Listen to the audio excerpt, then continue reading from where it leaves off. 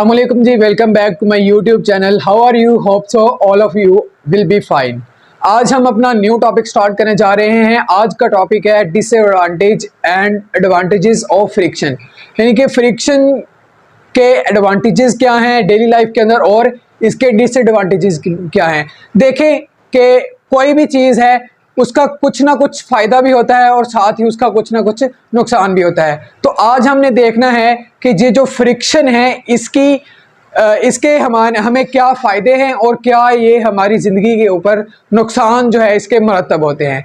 तो बिना टाइम ज़ाय किए लेक्चर का स्टार्ट करते हैं। अगर आपने दुरूद शरीफ नहीं पढ़ा तो दुरूद शरीफ पढ़ ले। सल्लु अलल हबीब सल्लल्लाहु ताला अला मुहम्मद सल्लल्लाहु अलैहि वसल्लम। Advantages and disadvantages of friction. कहता है friction has advantages as well as disadvantages. देखिए, जैसा कि मैंने आपको बताया कि कोई भी चीज़ है उसके या डिसएडवांटेज भी होंगे और एडवांटेजेस भी होंगे। इसी तरह से जो फ्रिक्शन है इसके भी एडवांटेजेस भी हैं और डिसएडवांटेजेस भी हैं। Now we will discuss about advantages and disadvantages of friction. सबसे पहले एडवांटेजेस देखते हैं कि फ्रिक्शन के जो फ़ायदे हैं, एडवांटेजेस हैं, वो क्या हैं जो हम अपनी डेली लाइफ के अंदर यूज़ करते हैं। First of all, friction is most important in our life as follows. कहते हैं फ्रिक्शन जो है वो हमारी ज़िंदगी के अंदर बहुत ज़्यादा इंपॉर्टेंट है। क्यों इंपॉर्टेंट है देखते हैं जी आगे चल के। First of all, we can not write if there would be no friction between pencil and paper. कहता है कि हम लिख ही नहीं सकते, राइट नहीं कर सकते पेपर के ऊपर अगर पेपर और पेंसिल के दरमियान में फ्रिक्शन ना हो। फर्ज करें ये पॉइंटर है, ये वाइट बोर्ड है, ये पॉइंटर और वाइट बोर्ड के दरमियान में अगर फ्रिक्शन ना होती तो मैं यहाँ पे ये राइट नहीं कर सकता था। फर्स्ट पॉइंट समझ में आया कि अगर फ्रिक्शन ना होती तो हम लिख ही ना सकते। Second point, friction enables us to walk on the ground. Friction जो है हमें किसी भी ग्राउंड के ऊपर चलने के काबिल बनाती है। अगर फ्रिक्शन ना हो तो आगे देखते हैं क्या होगा। We can't run on a slippery ground because it offers very little friction. जो स्लिपरी ग्राउंड होगा, स्लिपरी ग्राउंड, उसके ऊपर हम तेजी के साथ रन नहीं कर सकते, दौड़ नहीं सकते। क्यों नहीं दौड़ सकते? क्योंकि वो जो स्लिपरी ग्राउंड है वो बिल्कुल छोटी सी, बिल्कुल थोड़ी सी मिकदार के अंदर, क्वांटिटी के अंदर फ्रिक्शन जो है वो ऑफर कर रहा होता है। और जब वो उसके अंदर फ्रिक्शन थोड़ी होगी, हम तेजी से रन करना चाहेंगे तो हम स्लिप होके नीचे गिर जाएंगे। सेकंड पॉइंट ये था, दोबारा रिकॉल कर देता हूं कि अगर कोई फ्रिक्शन जो है हमें किसी भी ग्राउंड के ऊपर क्या करती है, चलने के लिए मदद करती है, चलने के काबिल बनाती है। अगर फ्रिक्शन ना हो तो हम तेजी से भागते आए और एक्सीडेंटली स्लिप होके नीचे गिर जाएंगे। नेक्स्ट पॉइंट है, birds can't fly if there is no air resistance. जो बर्ड्स हैं वो फ्लाई नहीं कर सकते अगर एयर रेजिस्टेंस ना होती।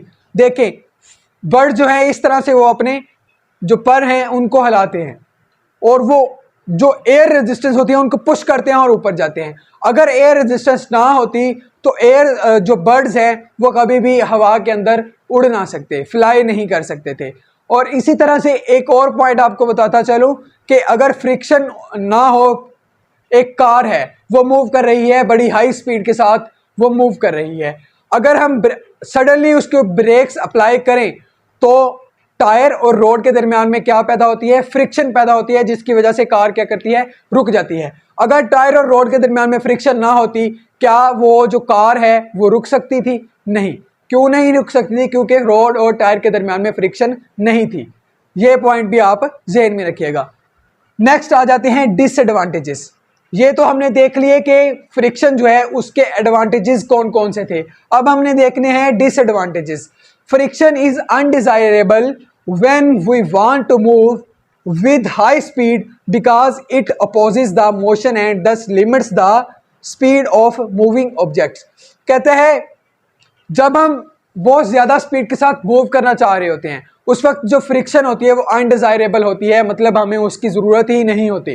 क्यों ज़रूरत नहीं होती? क्योंकि फ्रिक्शन क्या करती है, मोशन के खिलाफ मुज़ाहमत पैदा करती है और उस वक्त हम क्या कर रहे होते हैं, हम चाह रहे होते हैं कि हम बहुत ज़्यादा हाई स्पीड के साथ मूव करें, लेकिन फ्रिक्शन इसके खिलाफ मुज़ाहमत करती है, हमें ज़्यादा स्पीड से मूव नहीं करने देती, हमारी स्पीड जो है उसको लिमिटेड कर देती है, यानी कि हम एक लिमिट तक रन कर सकते हैं, उससे ज़्यादा रन नहीं कर सकते, क्योंकि हमारे ऊपर फ्रिक्शन जो है वो अप्लाई हो रही होती है।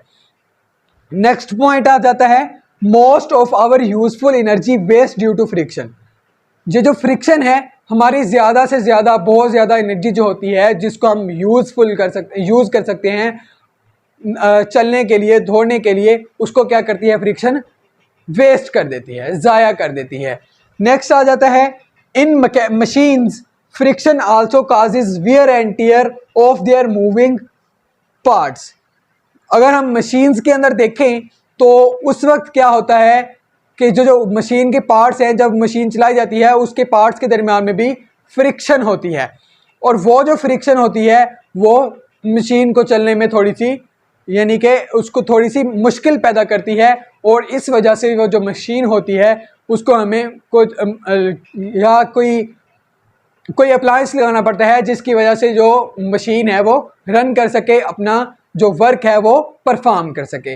अब यहाँ पे एक क्वेश्चन आता है कि यहाँ पे जो चीज़ें हमें चाहिए, जिसके अंदर हमें अनडिजायरेबल फ्रिक्शन है, उन चीज़ों के अंदर हम फ्रिक्शन को कम किस तरह से करें। ख़त्म हम नहीं कर सकते, कम किस तरह से करें।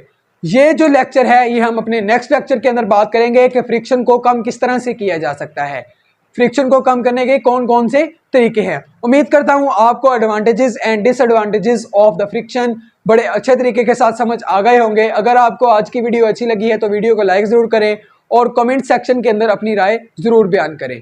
Thank you so much. अल्लाह हाफिज़।